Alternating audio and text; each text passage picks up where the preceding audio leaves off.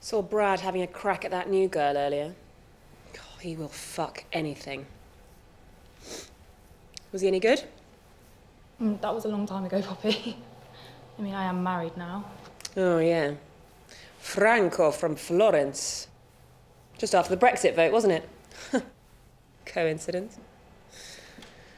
Well, I don't blame you for giving Brad a bit. He is fit. If he plays his cards right, he might just get a little bit of Poppy time. Get him back to mine, rack up a few lines and suck him dry. We're going live in 5, 4, 3. Hello, I'm Poppy. Eddie, Teddy and I are just packing our baskets for today's picnic. Would you like to come too?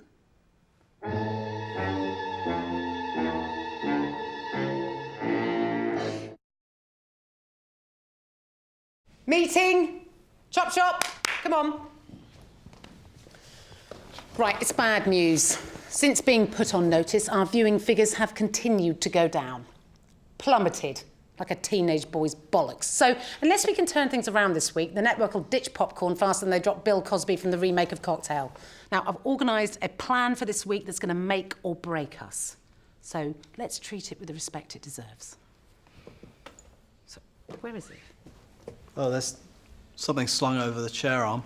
Fuck's sake! Tetchy? Well, it's not a surprise. If popcorn goes under on her watch, she'll never work in TV again. Or worse, they'll send her to the Hebrides. They're looking for someone to work on that new dross about independent farmers. Oh, self-farming. Christ, a fate worse than death. Tell me about it. At least we've got options. Shakespeare, Celebrity Big Brother, Civilian Big Brother. But given her only options are twiddling her thumbs in Arsenal or foot and mouth in the arse end, no wonder she's stressed. Right, it's 80% live broadcasting this week. Viewing figures always go up when we're live. Weirdos usually hoping for mumbled shit. Now, I want some positive press coverage this week, OK? The more people that know about us, the less likely we are to get pulled. Not in my experience. Right, I've organised a charity lunch with some young cancer survivors. Brad, you're our resident smoothie. You're hosting. Charm the fuck out of these kids, yeah? Make them feel special. Make them think that we're doing this for purely selfless reasons. That way we'll look great and it could save our jobs. Steph, darling, if it's column inches you're after, surely I should be hosting. No? I mean, I'm a much bigger star than him. And between you and me, if it's inches you're after, you won't get them from Brad. Poppy, no offence, but you're a tad post-watershed. What? Too sexy? Past prime time, love. Maybe 10 years ago you could have commanded that sort of press, but... Look, Brad's hosting the lunch. If you think you can generate more publicity than him, fine, fill your boots. My Louboutins are brimming. Right, I want a dynamic week's programming, OK? Vamonos, people. Steph, have you looked at those ideas I sent you? For the new slots I could do. Yeah. New characters, this amazing Do you new know what? stunt. I don't think we're going to have time, Julian. It's It's just, if it's dynamic programming you want... Julian, did you send Steph the stuff we shot yesterday? Oh, yes. The Mr. Man puppet show. Oh, I didn't realise you'd want to see that now. Yeah, I can just send it straight across. Julian was trying out some new characters. God, is it shit? Oh, it's Shakespearean in quality. There you go. Sent. Early one morning, Mr. Happy woke up and opened his curtains. But soft, what light through yonder window breaks. It Is that Shakespeare? What's that got to do with the Mr. Man? I wondered the same thing until this morning. He was out for a walk when he met Mr. Mean. Now is the winter of our discontent, made glorious summer by the son of York. Why are you portraying Mr. Mean as Richard III? He's got some bloke from the RSC tuning in. He's casting for Macbeth. Scroll forward, it gets better. And he said he wouldn't share any of the apples that he'd helped Mr. Bump and Mr. Tickle pick. So should I rob my sweet sons of their fee? No, let them satisfy their lust on thee. Oh my God, is that Titus and John? Went home. That is a line about a rape! Yeah, I forgot that. Should see the end. He's got Mr. Small in his hand, giving it the whole, alas, poor Yorick. What the fuck, Julian? This bullshit is not going out. But that's a sizable chunk of my airtime. If that isn't shown... God, not my problem. You can't use this job to audition for your next... Look, you should have known that, yeah? Our viewers might need their asses wiping. I don't expect the presenters to. What if I found you something else to fill the slot? Oh, God. If it's in quickly and it's bleeding spectacular, I might consider it. Maybe I could do one of my new characters, one that I sent you. What about Trevor? Trevor. Perfect. Doesn't sound remotely Shakespearean. Great. Well, you better get cracking, you cream-faced loon. Macbeth.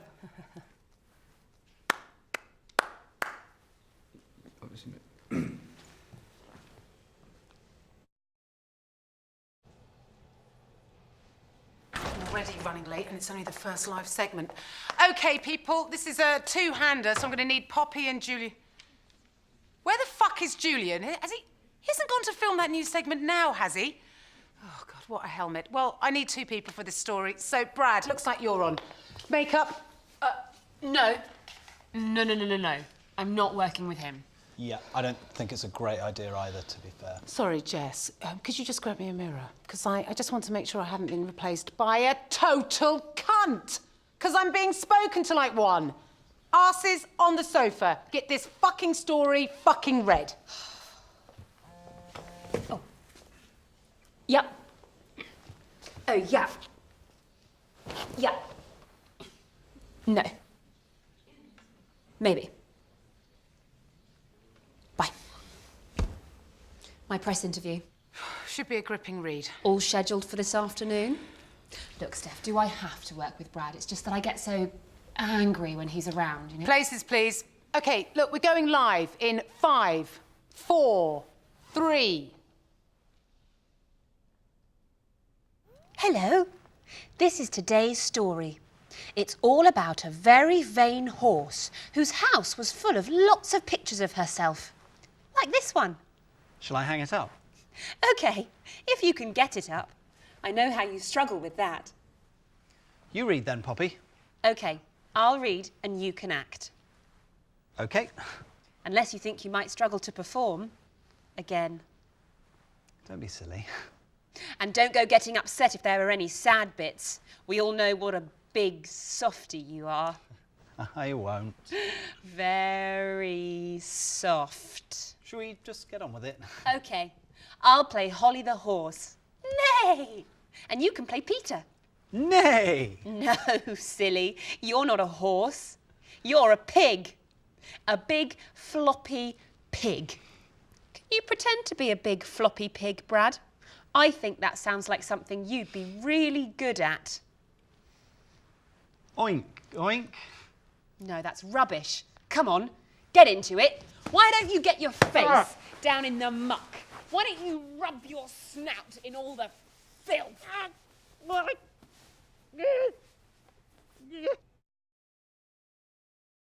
98 complaints. Well, it's not that bad, is it? Oh, in the first 3 minutes. Yes, look, I know the network bosses are watching very closely this week.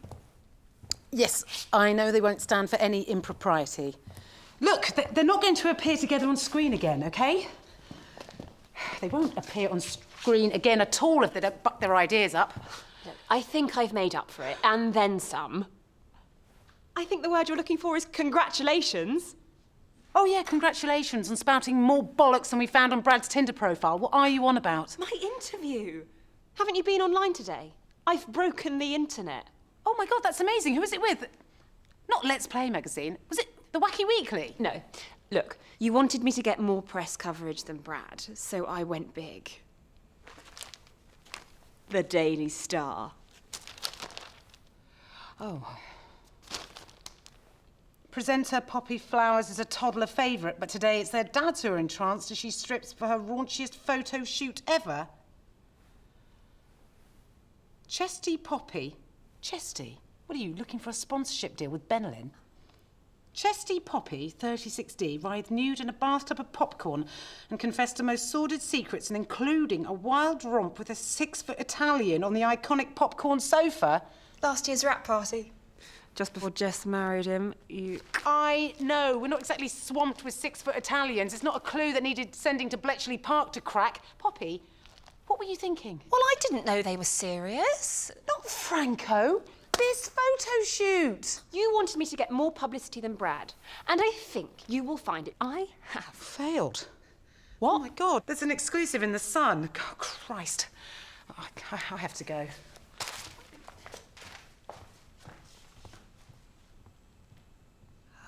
Shit. Shit! God, this is a much bigger story.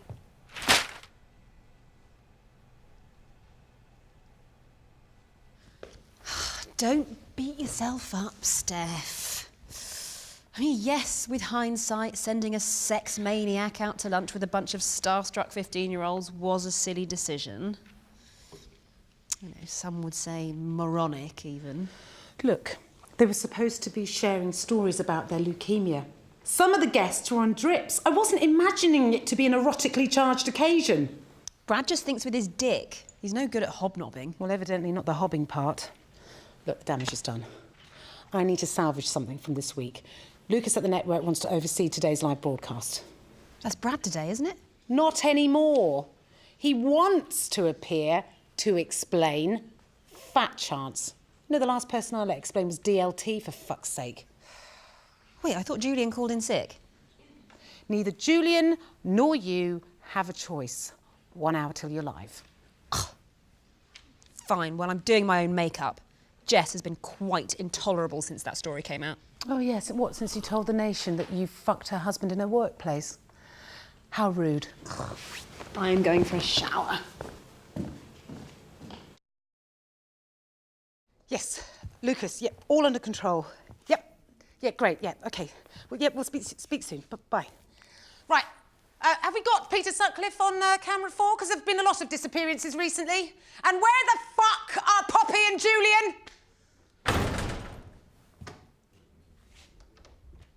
You were the one who insisted I came in? I bet Gielgud has never been dragged from his sickbed like this. Oh, my God, what the... How did this even... Trevor. Who? My character. You said I should do him to make up for the Mr. Men thing? Treacherous Trevor. I knew you hadn't read my ideas.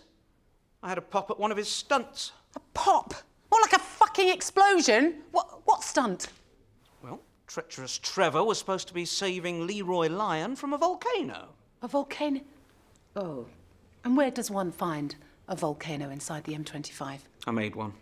You take 10 polystyrene cups, paint them green and brown, add some flares. What are you, auditioning for Blue Peter now? Sounds like a health and safety nightmare. I would never allow it. You said you'd read my ideas. And it was safe, that bit. Unfortunately, Treacherous Trevor's teddy boy quiff requires a lot of hairspray to keep it in place. And with all the flares around nearby...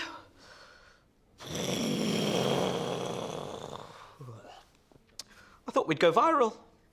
Oh, Julian. You already are. And like so many viruses, you make me fucking sick! Right, well, you're going to have to go on anyway. You'll have to improvise something. You're RADA trained. Time to use it. OK, props. Get Julian a mask, please. And where the fuck is Poppy? Why? Why me? Why would anyone do this to me? God, what now? My hair! My beautiful hair! My conditioner has been spiked. Someone has put hair removal cream in my conditioner. It was Jess. It must have been Jess. What the... All right. Right, everybody calm down.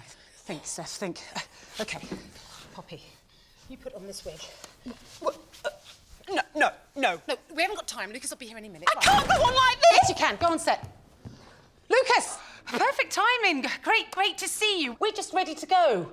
Aren't we, Poppy? OK, look, we're going live in 5, 4, 3...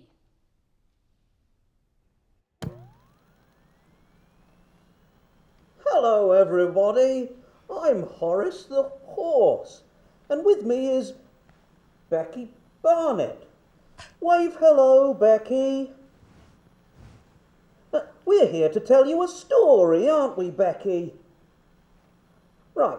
Well, one day, Horace was taking a walk when he saw something. He saw a precious jewel, which had been stolen from a ferocious dragon who was looking for it. Hey, everybody! Look what I found. A birth certificate, proving that my friend from the papers yesterday is actually 16. Isn't that great news? How's it going, Mr. Horse? Yeah. The dragon is looking for the jewels that have been stolen from him. Well, let's find out who stole them. Is this the thief in disguise?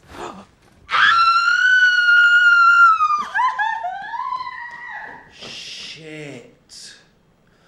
I mean, she's not the thief. It must be Horsey.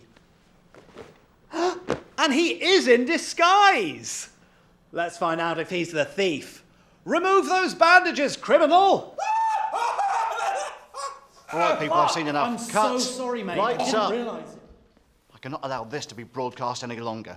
The kids will be more scarred than that presenter.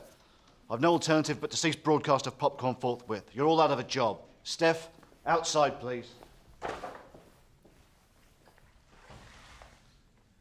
Bra fucking vo. What have we done? What have you done, the Elephant Man? What do you reckon? What do you think had the greatest impact? The on-screen scraps, the language that would make Roy Chubby Brown cover his ears, porno fucking Poppy's new rollers Kojak, or Brad, the magic faraway yew tree. Bit harsh, Steph. Oh, she's a grown woman. Probably why it didn't work out between you two.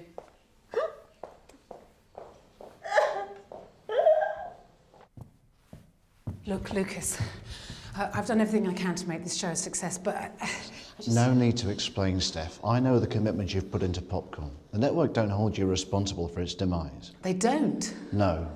Look, I'd like to keep you on in some sort of capacity, but I'm afraid we're low on openings right now. It's okay, I wasn't expecting you guys to find me anything, I just... There is one role. There is? It would require a transfer to Shetland, however. We're looking for someone to take the helm at self-farming. It's a gentle show, a sleepy locale, a huge change of pace, but well, we think that you could really make it go... Do you know what, Lucas, it's been such a long day. Do you mind if I have a think about it? Of course. Let me know when you're ready. Thanks, Lucas.